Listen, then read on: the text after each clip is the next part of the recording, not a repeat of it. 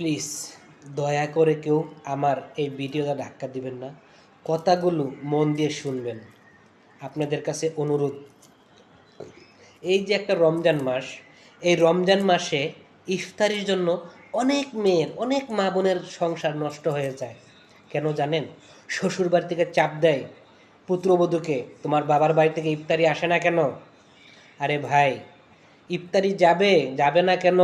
ইফতারি চাওয়ার আগে একটু ভাববেন, সেই মেয়ের বাবার বাড়ি ইফতারি দেওয়ার কতটুকু ক্ষমতা আছে। ভিখারির মতো ইফতারি চাইতে হয় না ভাই। মেয়ের সুখের জন্য মেয়ের মা বাবা অনেক কিছু করতে পারে।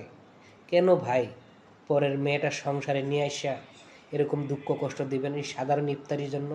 এই ইফতারির জন্য কেন ভাই অনেক মেয়ের সংসার নষ্ট হয়ে যায়?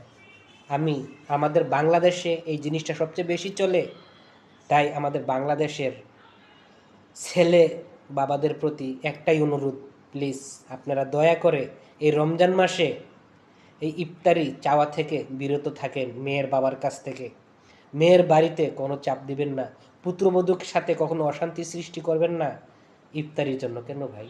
ইফতারি তো কিনেও খাওয়া যায়, ভিখারির মতো হাত পাততে হয় না। মেয়ের সুখ শান্তির জন্য মেয়ের বাবা অনেক কিছু করতে পারে। আমার কথাটা যদি ভুল ত্রুটি হয়ে থাকে সবাই ক্ষমার দৃষ্টিতে দেখবেন।